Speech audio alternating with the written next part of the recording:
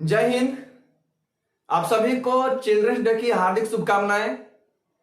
हम लोग एक ऐसे देश में रहते हैं, ऐसे देश के निवासी हैं कि जहां पर अपने माँ बाप से प्यार करने के लिए, प्रेम करने के लिए, स्नेह करने के लिए एक दिन मनाया गया है, मदर्स डे, फादर्स डे। बच्चों से प्रेम करने के लिए चिल्ड्रंस डे। क्या इसके अलावा हम अपने माँ बाप से, अपने बच्चों से प्यार नहीं करते हैं? एक माँ अपने बच्चों को गोद में लेकर के आंचल में सुलाती है। क्या चिल्ड्रंस डे की उसको मनाने की जरूरत है? हम लोग ऐसे देश में रहते हैं कि यहां पर अभिव्यक्ति की आजादी के नाम पर लोग कुछ भी बोल देते हैं। अब देखते हैं कुछ बातें।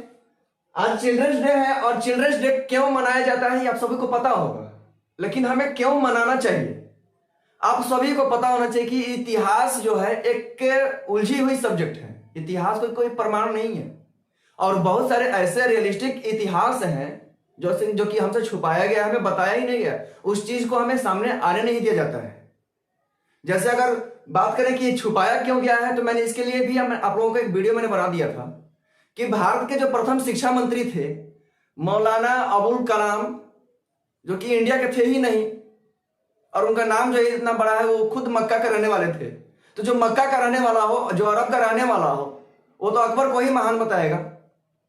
देखिए, ये आप लोगों के सामने जो है गुरु के सिंह के 10वें गुरु गोविंद सिंह जी, जिनका जन्म पटना साहिब में हुआ था और इनके 4 बच्चों को इसलिए मार दिया गया क्योंकि इन्होंने इस्लाम धर्म कबूल नहीं किया।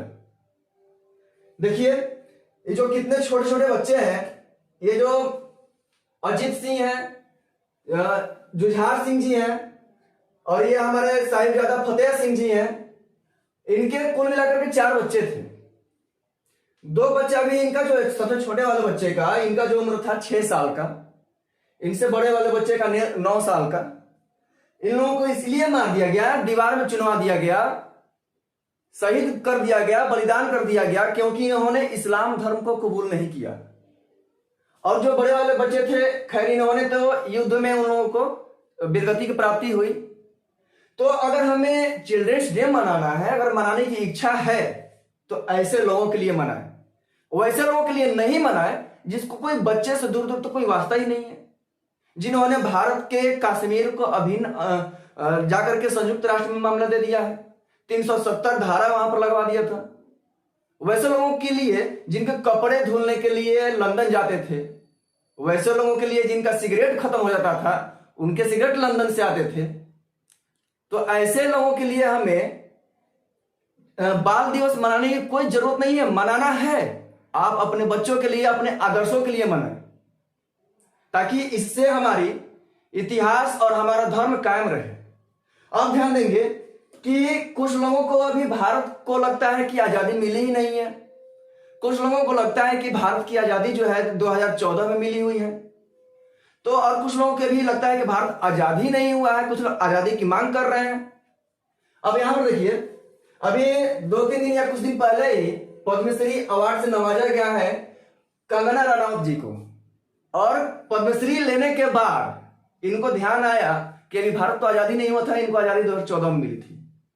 2014 से पहले इनको कोई सिक्योरिटी नहीं दिया गया था, ठीक है, और 2014 के बाद इनको सिक्योरिटी दिया गया है। इनको, ये कंगना रनौत जी हैं जो कि एक्ट्रेस है, सिक्योरिटी दे दिया गया। इनको लग रहा है कि 2014 के बाद ही देश आजाद हुआ है।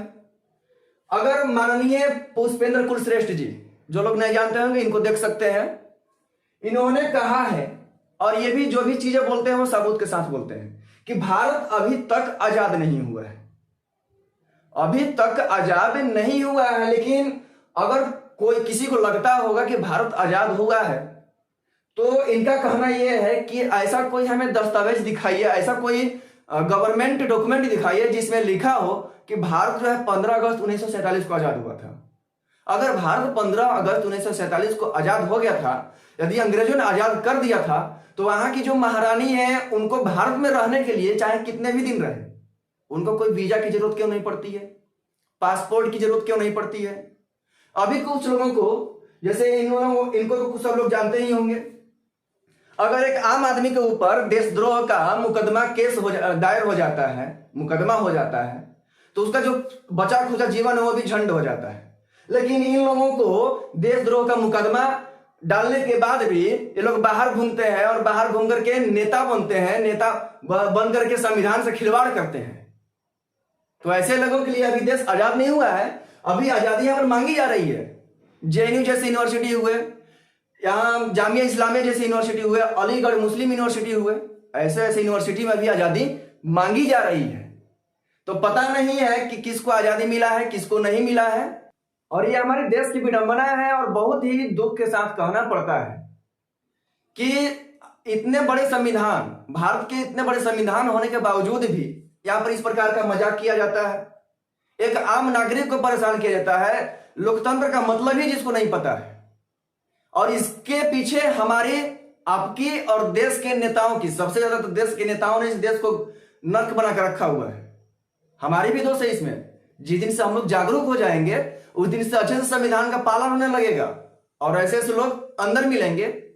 तो फिर मिलेंगे आप लोगों से नेक्स्ट वीडियो में। तब तक के लिए जय हिंद।